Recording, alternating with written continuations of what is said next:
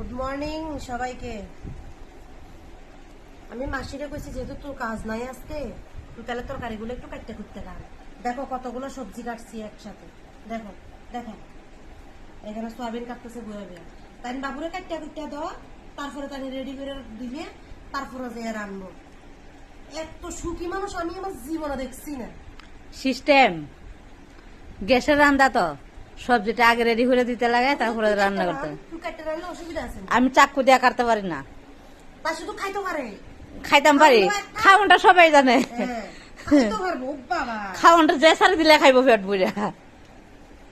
একটাল দিয়ে একটাল খাই লাগবো। হ্যাঁ, এসব মানা করতো না, আমার আর দিস না।